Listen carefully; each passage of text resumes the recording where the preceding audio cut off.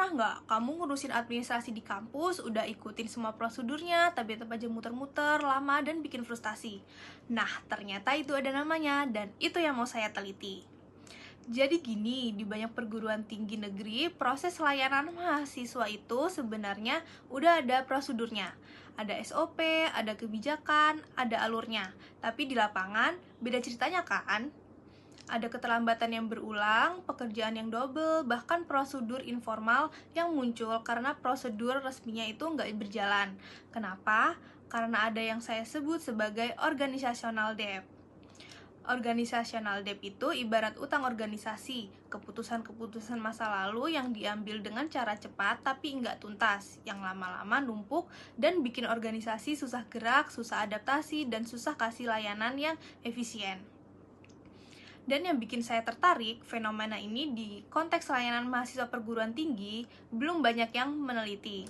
Perkenalkan, saya Anis Balkisa, mahasiswa Magister Sistem Informasi Teknologi 10 November Surabaya. Dan inilah proposal tesis saya.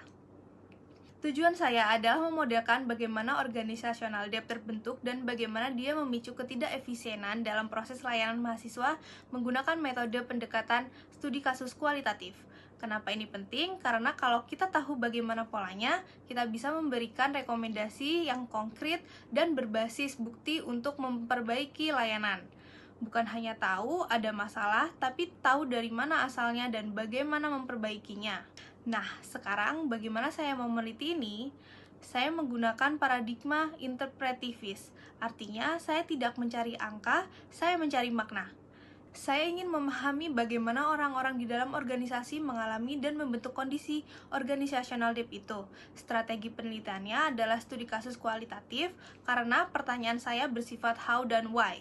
Saya ingin menggali fenomena secara mendalam di konteks alaminya di sebuah perguruan tinggi negeri yang sudah saya identifikasi sebagai lokasi penelitian.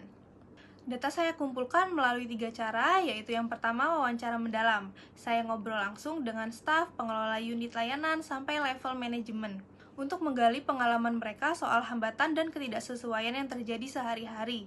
Yang kedua, observasi langsung. Saya turun ke lapangan, melihat sendiri bagaimana proses layanan itu berjalan, di mana ada penyimpangan dari prosedur formal. Dan yang ketiga, analisis dokumen. SOP, kebijakan, dan dokumen organisasi lainnya untuk membandingkan antara yang tertulis di atas kertas dengan yang terjadi di lapangan. Semua data itu lalu saya validasi memakai triangulasi, jadi saya cross-check antara ketiga sumber tadi supaya hasilnya itu kredibel. Terus dianalisis memakai pendekatan Qualitative Data Analysis atau QDA dengan metode Thematic Analysis dari Brown dan Clark.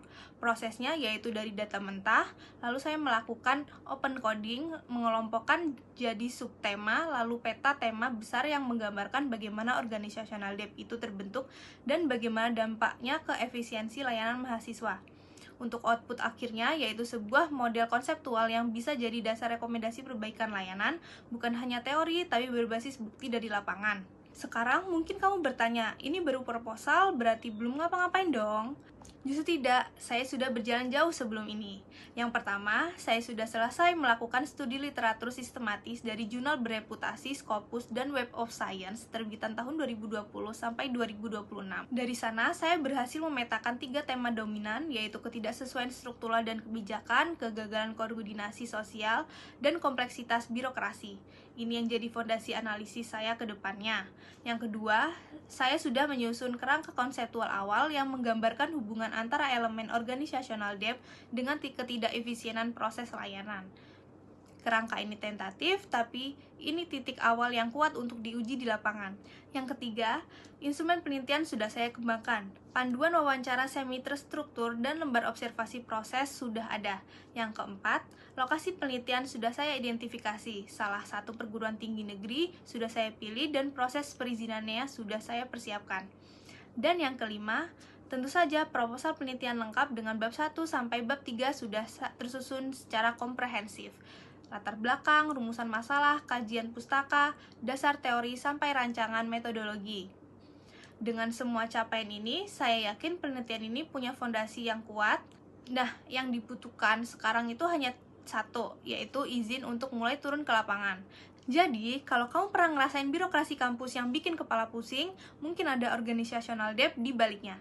Dan saya sedang berusaha mengungkap itu, membuatnya lebih jelas supaya bisa diperbaiki. Kalau kamu tertarik dengan penelitian ini atau punya pertanyaan, tulis di kolom komentar ya. Bye-bye!